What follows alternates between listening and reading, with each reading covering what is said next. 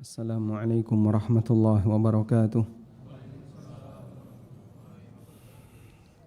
Alhamdulillahi rabbil alamin. Wassalatu wassalamu ala ashrafil mursalin Nabiyyina wa maulana Muhammadin wa ala alihi wa sahbihi ajma'in. Wa ashhadu an la ilaha illallah wahdahu la syarika lah. Wa ashhadu anna Muhammadan abduhu wa rasuluh sallallahu alaihi wa ala alihi wa sahbihi wa man tabi'al huda ila yaumiddin. Alhamdulillah, puji syukur kita haturkan kehadirat Allah. Kembali di malam ini kita melanjutkan kajian tafsir Ibnu Katsir untuk surat Al-Baqarah. Insyaallah yang akan kita baca adalah ayat 238. Allah Subhanahu wa taala berfirman, Hafidhu ala salawati was salatil wusta wa qumu lillahi qanitin fa in khiftum farijalan aw rukbana fa idza amintum fadhkurullaha kama 'allamakum ma lam takunu ta'lamun. Hafidhu ala salawat, jagalah salat 5 waktu. Was salatil wusta, dan jagalah salat al-wusta. Wa qumu lillahi qanitin, dan kerjakanlah salat dengan menghadap kepada Allah, qanitin ay dzalilin, khadi'in khashi'in, dengan tunduk khusyuk. Fa in khiftum farijalan aw rukbana, jika kalian dalam kondisi ketakutan sehingga tidak bisa melaksanakan salat dengan normal, farijalan aw rukbana, maka silahkan kerjakan sambil jalan atau sambil di atas kendaraan. Fa idza amintum, dan jika kalian dalam kondisi aman, fadhkurullaha kama 'allamakum, maka sebutlah nama Allah, ingatlah Allah dengan mengerjakan ibadah sebagaimana yang Dia ajarkan kepada kalian, ma lam takunu ta'lamun, yang sebelumnya kalian tidak mengetahui. Tayyib. Kita akan membahas 2 ayat ini, semoga dimudahkan oleh Allah untuk bisa selesai sampai waktu kajian kita. Allah Subhanahu wa taala berfirman di ayat 238, Hafidhu 'alas salawat, jagalah salat 5 waktu. Al-Hafidz Ibnu Katsir mengatakan, Ya'murullahu ta'ala bil muhafadzati 'alas salawati fi awqatiha. Allah perintahkan agar kita menjaga salat fi awqatiha, tepat waktu. Wa hifdzu hududiha, dan menjaga batasan-batasannya, wa hifdzi hududiha, menjaga batasannya, wa adaiha fi awqatiha, dan melaksanakannya pada waktunya. Sehingga makna menjaga di sini bisa menjaga waktu dan menjaga teknis pelaksanaan. Tepat waktu tapi sholatnya enggak karuan gimana? Ya berarti dia tidak menjaga. Sholatnya bagus tapi tidak tepat waktu, itu juga tidak termasuk menjaga. Sehingga Al-Hafidz memberikan pemahaman bahwa makna menjaga ada 2, menjaga waktu dan menjaga teknis pelaksanaan. Sebagaimana disebutkan dalam hadis riwayat Bukhari Muslim dari sahabat Ibnu Mas'ud radhiyallahu anhu, beliau pernah mengatakan, sa'altu Rasulullah sallallahu alaihi wasallam, aku pernah bertanya kepada Rasulullah sallallahu alaihi wasallam, ayyul amali afdal, amal apakah yang paling afdal? Qala, kata Nabi sallallahu alaihi wasallam, as-salatu ala waqtiha, salat tepat waktu. Qultu thumma ayyu, kemudian amal apa lagi? Qala, jawab Nabi sallallahu alaihi wasallam, al-jihadu fi sabilillah, jihad di jalan Allah. Qultu thumma ayyu, kemudian aku bertanya lagi, lalu amal apa berikutnya? Qala birrul walidain, berbakti kepada kedua orang tua. Qala, kata Ibnu Mas'ud, haddatsani bihinna Rasulullah sallallahu alaihi wasallam. Ini yang disampaikan oleh Rasulullah sallallahu alaihi wasallam kepadaku. Walau istazattuhu lazadani. Andaikan saya tanya terus, maka beliau akan ngasih jawaban terus. Kemudian apa lagi? Kemudian apa lagi? Rasulullah sallallahu alaihi wasallam akan sebutkan semuanya. Tapi Ibnu Mas'ud hanya bertanya 3 kali, sehingga Nabi sallallahu alaihi wasallam hanya menyebutkan 3 urutan amalan yang paling afdal. Apa saja itu? Salat tepat waktu, jihad fi sabilillah, dan birrul walidain. Dalam riwayat yang lain ketika beliau ditanya amal apa yang paling afdal, Nabi SAW memberikan jawaban al-imanu billah, beriman kepada Allah. Dalam riwayat yang lain beliau ngasih jawaban yang berbeda. Dan kesimpulan yang disampaikan oleh Dr. Ibrahim Ar-Ruhaili dalam buku beliau Tajridul Ittiba', jawaban yang berbeda yang diberikan oleh Nabi SAW ketika ditanya oleh para sahabat tentang amal apa yang paling afdal, menunjukkan bahwa jawaban Nabi SAW menyesuaikan kondisi masing-masing orang. Sehingga untuk orang A, jawabannya yang paling afdal adalah amal A. Orang B, jawaban yang paling afdal amal B, dan demikian seterusnya. Karena pada prinsipnya semua amalan itu memiliki keutamaan, namun ada hierarki, dan hierarki itu dilihat dari beberapa latar belakang. Ada yang hierarkinya adalah berkaitan dengan masalah syarat untuk masuk surga. Maka dari urutan syarat untuk masuk surga, iman yang paling afdal.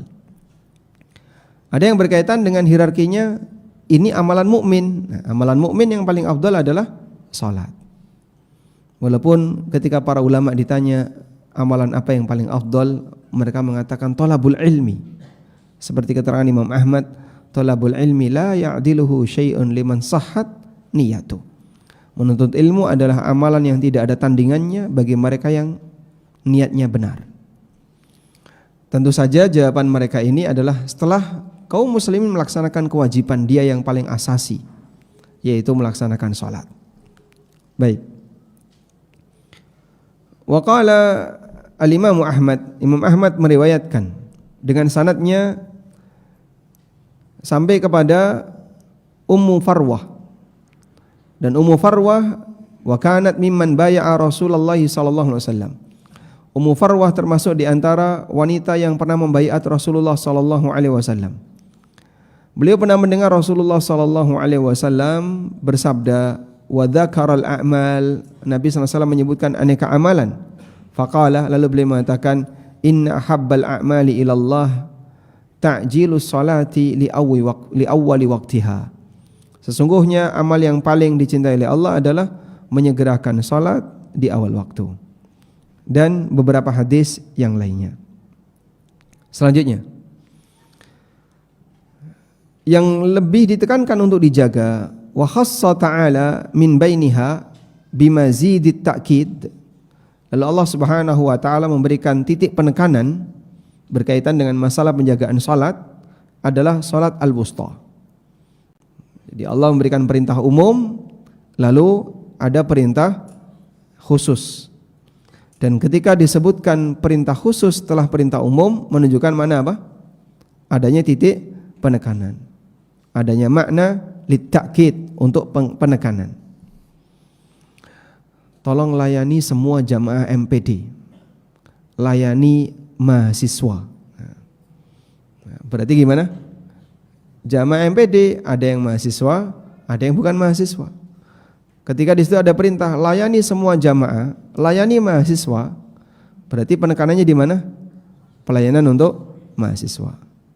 Walaupun semuanya dilayani. Bisa dipahami ya?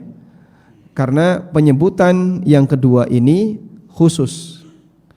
Nah, disitulah ada kaidah dzikrul khas ba'dal am yufidut ta'kid. Menyebutkan materi yang lebih khusus setelah disebutkan yang umum, memberikan makna adanya penekanan. Allah Subhanahu wa taala memberikan penekanan untuk salat al-wusta. Hafidhu 'alas salawat. Jagalah salat 5 waktu. Was salatil wusta, dan jaga salat al-wusta. Apa arti al-wusta? Apa arti al-wusta? Tengah. Al-wusta artinya tengah. Dan jagalah salat yang tengah. Dan tengah itu selalu yang terbaik. Ya, Allah Subhanahu wa taala menjadikan para sahabat sebagai ummatan wasata. Wa kadzalika ja'alnakum ummatan wasata. Umat wasat yang artinya tengah, berarti dia yang terbaik. Dan Nabi sallallahu alaihi wasallam menyebut Firdaus dengan ausatul jannah. Fa idza sa'altumullaha fas'aluhul firdaus fa innahu a'lal jannah wa awsatuha. Kalau kau minta kepada Allah, minta firdaus. Karena firdaus adalah surga yang paling tinggi dan awsat, surga yang paling indah. Awsat bermakna a'dal, yang paling baik. Disebut sebagai salatul wusta karena dia salat yang terbaik. Nah, selanjutnya di sini ikhtalafas salaf wal khalaf an ma'naha. Ulama beda pendapat baik dulu maupun sekarang mengenai makna salat al-wusta. Dan ternyata fenomena perbedaan ini sudah ada di zaman sahabat. Allah tidak menegaskan salat wusta itu salat apa. Allah hanya menyebutkan salat wusta sebagai salat yang ditekankan untuk dijaga, namun tidak disebutkan apa yang dimaksud dengan salat wusta. Ulama beda pendapat. Pendapat yang pertama, salat wusta adalah salat subuh. Ini disebutkan oleh Imam Malik dalam Al-Muwatta balaghan an Aliyin. Beliau membawakan dari Ali bin Abi Thalib tanpa sanad, yang diistilahkan dengan rawahu Malik balaghan. Diriwayatkan oleh Imam Malik dengan cara balaghan, artinya tanpa sanad. Kalau dalam Sahih Bukhari kita mengenalnya dengan muallaq Bukhari. Kalau dalam Muwatta Imam Malik disebut dengan balagh. Diriwayatkan oleh Imam Malik balaghan. Wa Ibnu Abbas, dan dari Ibnu Abbas. Wa qala Malikun, dan kata Imam Malik, wa dzalika ra'yi, dan itu pendapatku. Ya. Sehingga di sini menyebutkan bahwasanya salatul wusta adalah salat subuh menurut riwayat dari Ali dan Ibnu Abbas dari keterangan Imam Malik balaghan, namun tanpa sanad. Dan kata Imam Malik, wa dzalika ra'yi. Selanjutnya Ibnu Katsir membawakan sanad sampai Abu Raja Al-Ataridi. Beliau menceritakan, "Shallaitu khalfa Ibni Abbasin." Aku salat di belakang Ibnu Abbas al-fajr, salat subuh. Fa qanata fiha wa rafa'a yadayhi, beliau kunut dan mengangkat tangannya. Tsumma qala, kemudian beliau mengatakan, hadhihi salatul wusta allati umirna an naquma fiha qanitin. Inilah salat al-wusta yang kita diperintahkan untuk melakukannya qanitin, dengan kunut. Diriwayatkan oleh Ibnu Jarir dan juga diriwayatkan dari hadis Auf dari Khallas bin Amr dari Ibnu Abbas dengan sanad yang sama dan redaksi yang sama. Baik. Kemudian Ibnu Jarir juga meriwayatkan dengan sanadnya dari Abul Aliyah dari Ibnu Abbas, annahu salatul ghada fi Masjidil Basrah. Annahu shallal ghadata fi Masjidil Basrah faqanata qabla ar-ruku'i wa qala hadhihi as-salatul wusta allati dzakaraha Allahu fi kitabih hafizu 'ala salawati was salatil wusta. Ibnu Abbas pernah salat subuh di Masjid Al-Basrah. Kemudian beliau kunut sebelum ruku'. Lalu beliau mengatakan ini adalah salat wusta yang disebutkan oleh Allah dalam kitabnya. Dan beberapa riwayat yang lain yang menyebutkan bahwasanya salat al-wusta adalah salat apa? Salat subuh. Baik. Selanjutnya kita beralih kepada pendapat yang kedua. Wa minhum man qala, sebagian ulama mengatakan hiyal wusta bi'tibarin annaha la tuqsar. Disebut salat wusta dalam arti salat itu tidak bisa dikosor. Wa hiya ma baina salataini ruba'iyataini maksuratain. Dan itu adalah salat yang dikerjakan diapit oleh salat yang bisa dikosor, yaitu salat maghrib. Salat yang diapit oleh salat yang bisa dikosor itu apa? Duhur, asar yang bisa dikosor ya. Satu lagi, satunya isya. Maka pertengahannya maghrib. Li'annahu baina salatai lailin jahriyataini wa salatai naharin sirriyatain. Dan kenapa maghrib? Karena maghrib ini salat yang diapit oleh salat jahriyah dan salat sirriyah. Salat jahriyahnya isya, salat sirriyahnya zuhur dan asar. Sehingga salat maghrib diapit oleh dua salat sirriyah dan jahriyah. Nah, dan sampai di sini Al-Hafidz tidak menyebutkan siapa ulama yang berpendapat demikian. Beliau hanya menyebutkan ada yang mengatakan seperti itu. Wakil dan ada yang berpendapat innaha salatu zuhur. Salat wusta adalah salat zuhur. Diriwayatkan oleh Abu Dawud At-Tayalisi sampai Zuhrah ibnu Ma'bad. Beliau mengatakan, kunna julusan inda Zaid ibn Thabit. Kami pernah duduk bersama Zaid bin Thabit.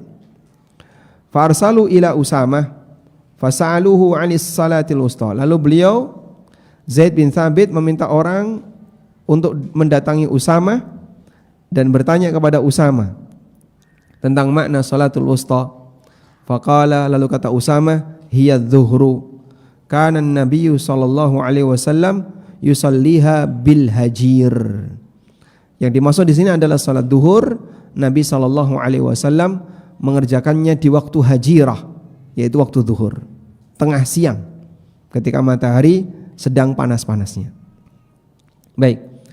Intinya dari semua pemaparan ini menunjukkan bahwasanya para sahabat sejak masa silam, jika semua riwayat itu sahih, mereka sudah beda pendapat. Tadi ada yang menyebutkan itu zuhur, dan ini pendapat Usamah ketika ditanya oleh Zaid bin Thabit.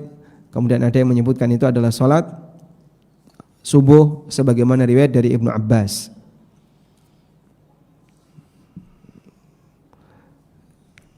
Baik, demikian pula yang diriwayatkan dari Urwah bin Zubair dari Zaid bin Thabit. Beliau mengatakan, kana Rasulullah sallallahu alaihi wasallam yusalli dhuhra bil hajirah wa lam yakun yusalli salatan ashadda ala ashabin nabi sallallahu alaihi wasallam minha fa nazalat hafidhu ala salawati was salatil wusta.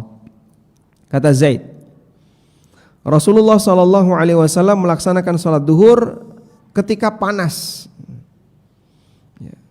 Kalau sekarang ketika cuaca panas di Madinah yang mencapai 45 derajat ke atas, orang bisa sholat di dalam masjid dengan cuaca yang dingin. Kok cuaca dingin? Dengan suhu yang dingin. Karena AC-nya ada di mana-mana. Tapi kalau dulu bagaimana? Ya hanya bisa menggunakan berlindung dengan teduhnya atap, teduhnya pelepah kurma yang ditata. Hanya berlindung dengan teduh, anginnya masih panas. Saya pernah sholat subuh di Masjid Nabawi. Ketika itu mungkin sekitar bulan Mei, dan bulan Mei sudah masuk musim panas awal. Sholat subuh di Masjid Nabawi, dapatnya di pelataran, di luar. Itu enggak kuat untuk naruh jidat di lantai. Jadi lantainya waktu subuh panas, lantai ya, karena anginnya panas. Anginnya panas. Kalau di dalam kan pakai sajadah adem. Ini di luar nggak kena AC dan anginnya panas, nggak bawa sajadah, lantainya panas. Di zaman Nabi SAW mungkin cuaca seperti itu kurang lebih sama, di suhu 45 derajat ke atas ketika Madinah sedang musim panas. Kata Zaid bin Thabit, walam yakun yusalli salatan ashadda ala ashabin Nabi sallallahu alaihi wasallam. Tidak ada salat yang lebih berat bagi para sahabat radhiyallahu anhum minha, dibandingkan salat duhur. Fa nazalat, kemudian Allah turunkan ayat ini, hafidhu 'alas salawati was salatil wusta. Jagalah salat 5 waktu dan jagalah salat al-wusta. Yang ini mengisyaratkan apa? Bahwa salat al-wusta di situ maknanya salat duhur. Baik, selanjutnya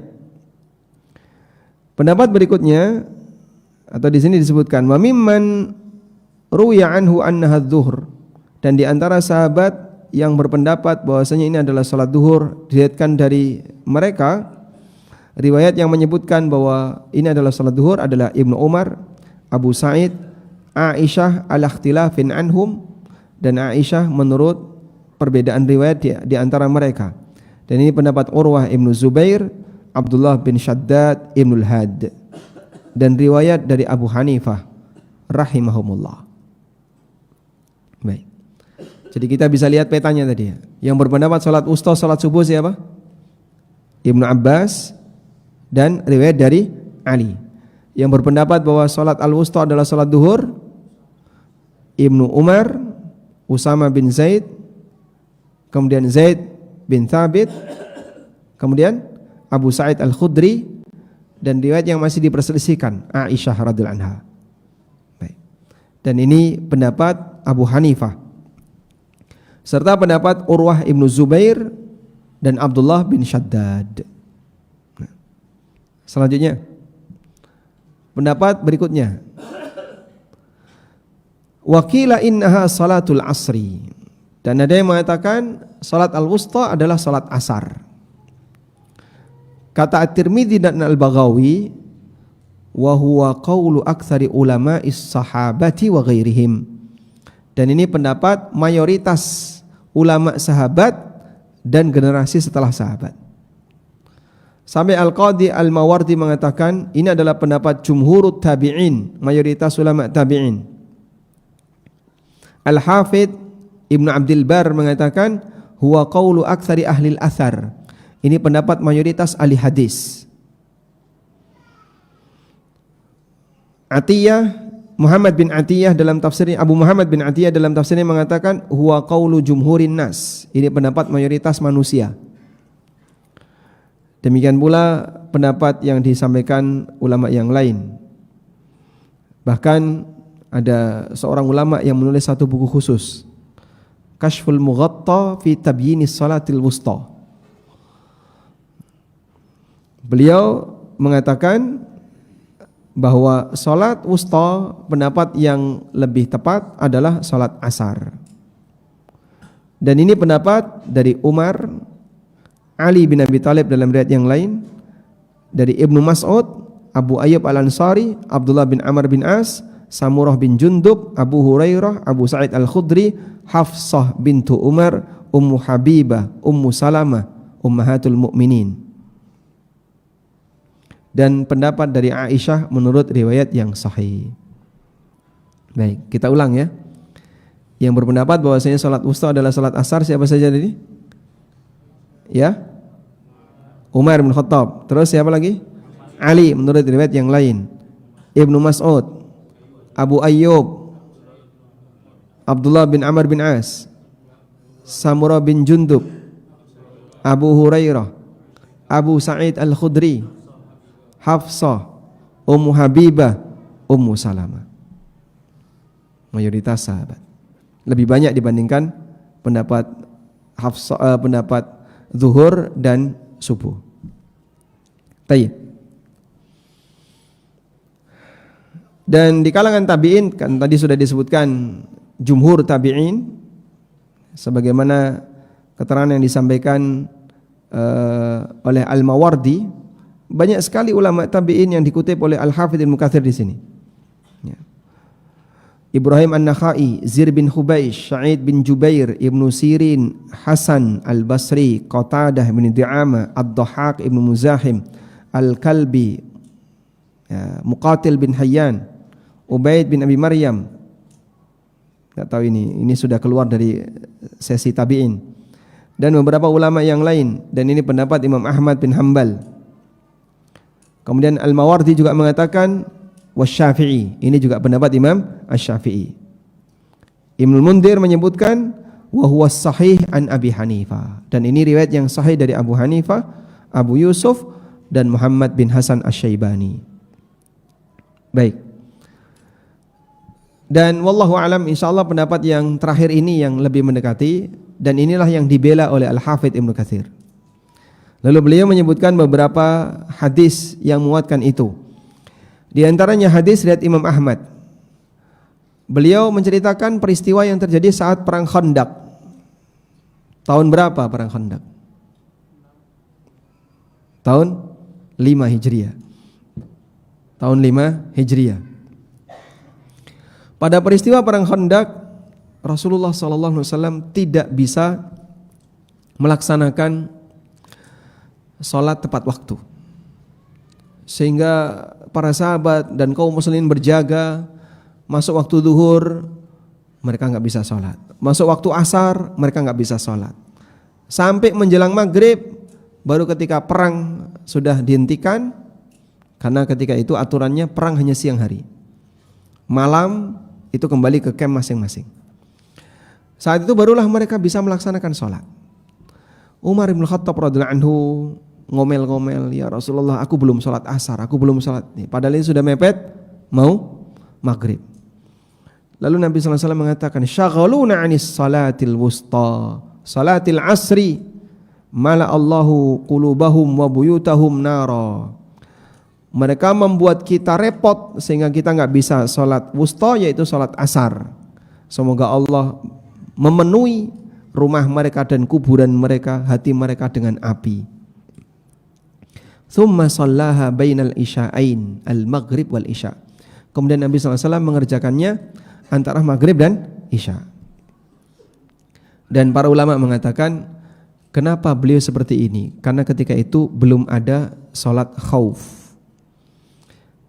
Di tahun 5 Hijriah belum ada sholat khauf. Sholat khauf itu baru datang di tahun 6 Hijriah, ketika peristiwa perang Dzatur Riqa. Barulah kaum muslimin melaksanakan sholat al-khauf. Sehingga sebelum itu belum ada sholat khauf, maka sholatnya masih tepat waktu. Kalau sholat khauf itu boleh dikerjakan ketika pada waktunya, tapi dengan tata cara yang lebih longgar. Nah, karena tidak ada tata cara sholat khauf ketika itu, bisanya hanya pilihannya ditunda sholat agar nanti bisa melaksanakannya dengan cara normal. Sebab sholat khauf kan tidak normal ya.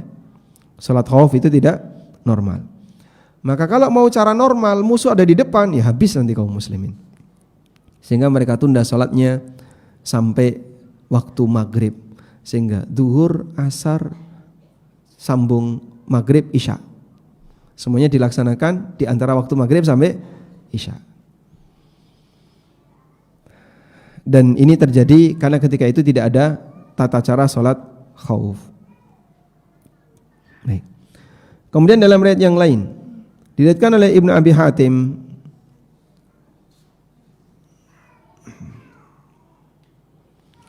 dari Zir bin Hubaish, qultu li Ubaidah, aku pernah bertanya kepada Ubaidah, sal aliyan an salatil wusta, fasa'alahu, coba tanyakan kepada Ali tentang salat wusta. Kemudian beliau bertanya kepada Ali, faqala kunna naraha al-fajra awis subha. Dulu kami punya anggapan salat wusta itu adalah salat subuh. Hatta sami'tu Rasulullah sallallahu alaihi wasallam yaqulu yaumal ahzab. Sampai aku mendengar Rasulullah sallallahu alaihi wasallam bersabda ketika peristiwa perang Ahzab, syaghaluna anis salatil wusta, salatil asri. Mereka membuat kita kerepotan sehingga tidak bisa salat wusta, yaitu salat asar. Nah, dari sini kita bisa mendapatkan penguat tadi ya, bahwa Ali bin Abi Thalib merujuk pendapatnya dari yang mengatakan sebelumnya salat wusta adalah salat subuh, sampai beliau mendengar sabda Nabi SAW ini, akhirnya beliau rujuk dan salat wusta ditafsirkan dengan salat apa? Asar. Mala Allahu kuburahum wa ajwafahum wa buyutahum nara. Didoakan oleh Nabi SAW, semoga orang musyrikin itu Allah penuhi hatinya, kuburan mereka dan rumah mereka dengan api. Dan ini diriwayatkan oleh Ibnu Abi Hatim. Nah, kata Al-Hafidz, wa haditsu yaumil ahzab, dan hadis tentang peristiwa perang Ahzab di mana kaum musyrikin mereka menyerang Rasulullah SAW dan para sahabat sehingga membuat mereka kerepotan untuk melaksanakan sholat asar pada waktu itu.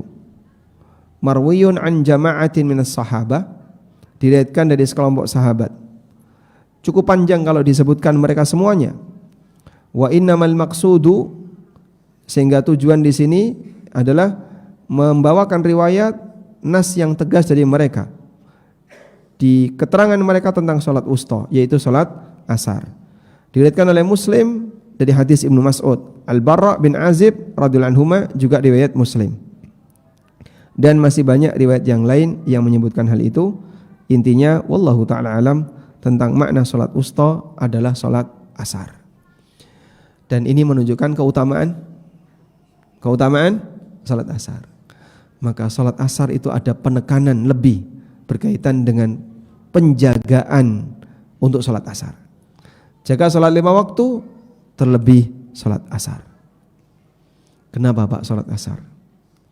Ini yang paling berat untuk dilakukan tepat waktu. Orang bilang nanggung. Kalau sudah puncak di kegiatan pekerjaan, salat asar itu nanggung. Sebentar lagi mau pulang, tapi putus dengan salat. Kalau Anda di Jogja mungkin waktu salat masih cukup bagus. Salat asar jam 3. Mungkin ketika di Aceh salat asar beda lagi. Selisih 1 jam, jam 4. Pilih pulang atau salat? Pas jam pulang ya. Tayyib. Dan Rasulullah sallallahu alaihi wasallam juga menyebutkan dalam banyak hadis tentang keutamaan menjaga salat asar. Di antaranya Rasulullah sallallahu alaihi wasallam bersabda, "Man fatathu salatul asri faka'annama wutira ahluhu wa maluhu." Siapa yang tidak melaksanakan salat asar, maka seolah-olah keluarganya ada yang dicabut nyawanya, ada yang mati, dan hartanya ada yang dikurangi. Dan disebutkan dalam hadis yang sahih dari Buraidah Ibnul Hasib, Nabi SAW bersabda, "Bakkiru bis salati fi yaumil ghaim, fa innahu man taraka salatal asri faqad habita amaluhu." Segerakanlah salat ketika sedang mendung. Jadi jangan ditunda. Karena siapa yang meninggalkan salat asar, maka amalnya terhapus. Dan ini menunjukkan ancaman bagi mereka yang meninggalkan salat asar. Amalnya terhapus kan seperti berbuat syirik. Walaupun dia tidak sampai pada tingkatan kekufuran, tapi ancaman ini menunjukkan bahwa orang yang meninggalkan salat asar, amalnya bisa hilang. Kemudian disebutkan dalam riwayat yang lain dari Abu Basrah Al-Ghifari, "Shalla bina Rasulullah sallallahu alaihi wasallam fi wadin min awdiyatihim yuqalu lahu al-makhmas, salat al-asri." Suatu ketika Rasulullah SAW mengimami kami salat asar di lembah, namanya lembah Makhmas. Faqala, lalu beliau mengatakan, "Inna hadhihi salata, salat al-asri, uridat 'ala alladhina min qablikum fadayya'uha." Sesungguhnya salat ini, yaitu salat asar, sudah pernah diwajibkan kepada umat sebelum kalian, fadayya'uha, lalu mereka menyia-nyiakannya. Ala wa man sallaha du'ifa lahu ajruhu marratain. Ketahuilah bahwasanya orang yang mengerjakannya maka akan dilipatkan untuknya pahalanya 2 kali. Ala wala salata ba'daha hatta tarau syahid. Sesungguhnya tidak ada salat setelah salat asar sampai kalian melihat asyahid. Wallahu a'lam. Wal ma'na syahid di sini adalah terbenamnya matahari. Artinya sampai maghrib. Dan tidak ada salat sunnah pasca asar, karena waktu antara asar sampai maghrib adalah waktu untuk apa? Memperbanyak zikir. Wallahu a'lam. Baik, ada satu potongan lagi yang belum kita bahas, insyaallah akan kita baca setelah mendengarkan adzan Isya. Wassallallahu ala nabiyyina Muhammadin wa ala alihi wa sahbihi wasallam.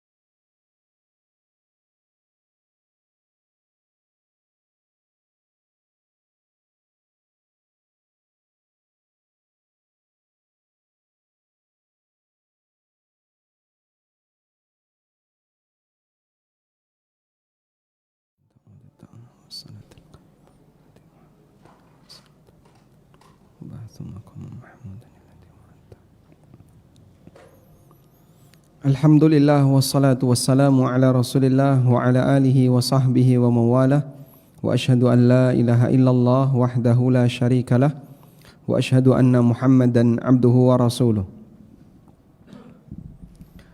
Ada banyak sekali pendapat yang disampaikan oleh Al-Hafidz Ibnu Katsir selain dari beberapa pendapat yang tadi sudah kita sebutkan. Di antaranya ada yang mengatakan ini adalah salat Isya.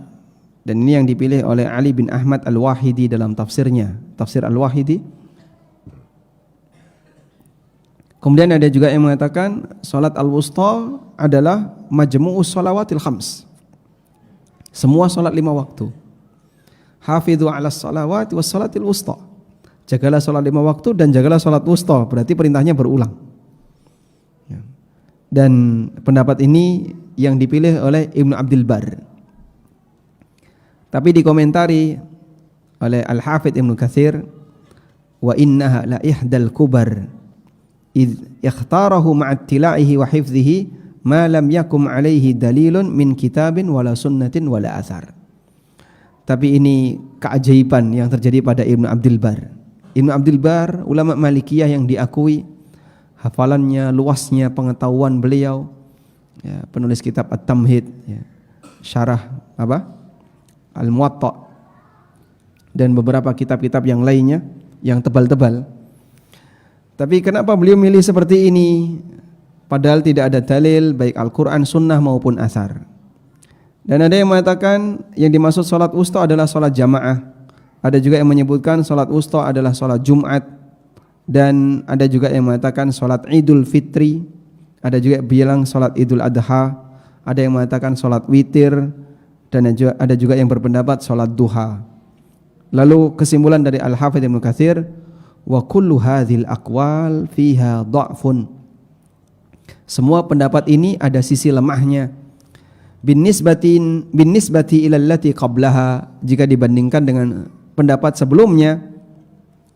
Wa innamal madaru wa mu'tarakun niza' fi subhi wal asr. Ada 2 pendapat yang paling relevan untuk dipertanggungjawabkan, yang paling kuat dari sisi pertimbangan, yaitu subuh dan asar. Wa qad thabatatis sunnatu bi annahal asru. Sementara dalil dari sunnah menegaskan sebagaimana dalam hadis riwayat Muslim itu adalah salat asar.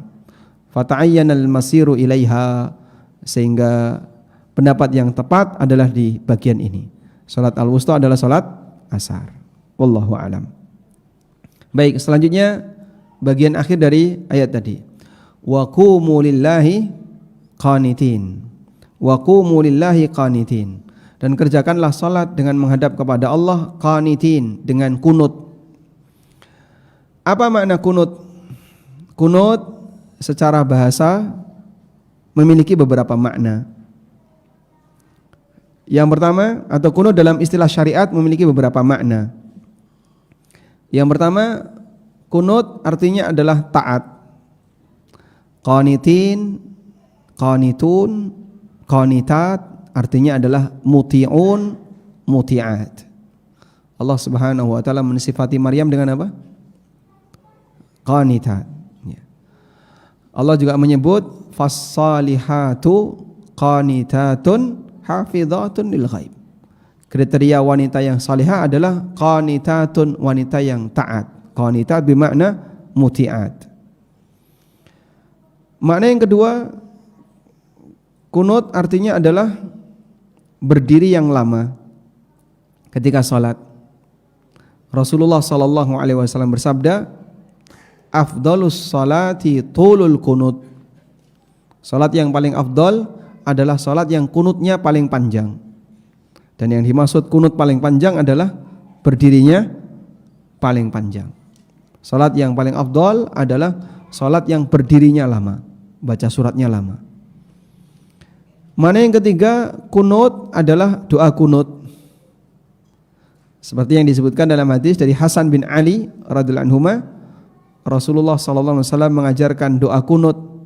Allahumma hdini fi man hadait wa afini fi man afait, dan seterusnya. Makna yang keempat, kunut artinya adalah khusyuk, tenang, fokus. Dan itulah makna dari ayat ini. Makna kunut dalam ayat ini, wa qumu lillahi qanitin, maknanya adalah wa qumu lillah dzalilin khashi'in. Nah, konsekuensi ketika sholat harus dalam kondisi kunut, dalam kondisi khusyuk, maka dilarang untuk bicara ketika sholat. Kenapa ada perintah seperti ini? Coba kita lihat keterangan yang disampaikan oleh sahabat Zaid bin Arqam. Sahabat Zaid bin Arqam bercerita, kana ar-rajulu yukallimu sahibahu fi ahdin Nabi sallallahu alaihi wasallam fil hajati fis salah. Dulu orang itu bisa ngobrol dengan temannya di zaman Nabi sallallahu alaihi wasallam dalam urusan apapun ketika sholat. Saya enggak tanya gimana kerjaannya, sudah jadi belum? Tanya apa lagi? Piye kabare? Itu lagi sholat. Wis panen urung. Lagi sholat tapi tanya seperti itu. Hatta nazalat hadhil ayah, sampai turun ayat ini, wa qumu lillahi qanitin. Lakukanlah salat dengan khusyuk kepada Allah. Fa umirna bis sukut, lalu kami diperintahkan untuk diam. Hadis riwayat Al-Jamaah selain Ibnu Majah. Dan juga disebutkan dalam keterangan yang lain dari Ibnu Mas'ud radhiyallahu anhu, dan ini lebih detail lagi kata Ibnu Mas'ud. Ibnu Mas'ud menyebutkan, kunna nusallimu 'alan nabi sallallahu alaihi wasallam qabla an nuhajira ilal Habasyah. Kami pernah memberikan salam kepada Nabi sallallahu alaihi wasallam sebelum kami hijrah ke Habasyah. Wa huwa fis shalah, ketika itu beliau sedang salat, fayaruddu alaina, dan Nabi sallallahu alaihi wasallam menjawab salam kami. Rasulullah sallallahu alaihi wasallam sedang salat, Ibnu Mas'ud datang ngasih salam, dijawab. Falamma qadimna sallamtu alaihi, ketika kami pulang dari Habasyah ke Mekah, kemudian sallamtu alaihi, aku memberi salam kepada Nabi sallallahu alaihi wasallam ketika beliau sedang salat. Falam yarudda alayya, dan beliau tidak menjawab salam itu. Fa akhadhani ma qaruba wa ma ba'ud. Falamma sallama qal, kemudian aku berusaha untuk mendekat. Ketika Nabi sallallahu alaihi wasallam salam, Nabi SAW mengatakan, inni lam arudda alaika illa annani kuntu fis salah. Aku tidak menjawab salammu karena aku sedang salat. Wa innallaha yuhadditsu min amrihi ma yasha, dan Allah Ta'ala mengubah aturannya sesuai yang dia kehendaki. Wa inna mimma ahdatsa alla tukallimu fis salah, dan di antara aturan baru yang Allah berikan adalah kalian enggak boleh bicara ketika salat. Dan ini menunjukkan bahwasanya apa? Kejadian larangan berbicara itu kapan? Sebelum hijrah ke Madinah. Karena peristiwanya di mana ini? Di Mekah, sepulang dari hijrah Habasyah. Sehingga ada 3 fase di sini: hijrah Habasyah, hijrah Madinah, kejadian sebelum hijrah Habasyah, kejadian antara hijrah Habasyah dan hijrah Madinah, kejadian pasca hijrah Madinah. Baik. Cerita Ibnu Mas'ud itu kejadian sebelum hijrah Madinah, sebelum Habasyah, pasca Habasyah. Sudah? Rasulullah SAW ketika diberi salam sebelum beliau hijrah ke Habasyah, beliau jawab. Setelah diberi salam, setelah beliau pulang dari hijrah Habasyah, Nabi SAW enggak mau jawab. Sudah enggak boleh bicara. Baik. Padahal surat Al-Baqarah ini adalah surat Madaniyah bil ijma'. Surat yang turun Madaniyah setelah Nabi hijrah ke Madinah dengan sepakat ulama. Dan Zaid bin Arqam menceritakan peristiwa ketika di Madinah. Sehingga Al-Hafidz Ibnu Katsir mengatakan, wa qad ashkala hadzal hadits ala jama'atin minal ulama. Maka para ulama kebingungan untuk menjelaskan, kok bisa, padahal dulu sudah dilarang, sebelum beliau hijrah ke Madinah sudah dilarang, kok ada peristiwa seperti itu. Yang itu terjadi di mana? Di Madinah. Sahabat ngobrol ketika sholat, lalu turun ayat hafidhu ala sholawati was salatil wusta. Sampai pada titik kesimpulan, berarti perubahan itu terjadi 2 kali. Dulu boleh ngobrol, lalu dilarang, terus boleh lagi, terus dilarang. Dan yang terakhir dilarang. Itu salah satu di antara kesimpulan berkaitan dengan ritme larangan dan bolehnya berbicara ketika sholat. Dan alhamdulillah ketika sholat itu tidak boleh bicara, kita bisa belajar lebih khusyuk meskipun kita sering gak khusyuk, karena pikiran kita melayang kemana-mana. Sampai sebagian ulama ada yang mengatakan begini, Allah melarang orang yang mabuk untuk sholat. La taqrabus salata wa antum sukara, jangan kau sholat ketika kau sedang mabuk. Hatta ta'lamu ma taqulun, sampai kau sadar apa yang kau baca. Kita enggak perlu mabuk untuk tidak sadar dengan apa yang kita baca, karena salat kita sangat tidak berkualitas. Wallahu a'lam wa sallallahu ala nabiyyina Muhammadin wa ala alihi wa sahbihi wasallam. Wa akhiru da'wana alhamdulillahi rabbil alamin. Wassalamu alaikum warahmatullahi wabarakatuh.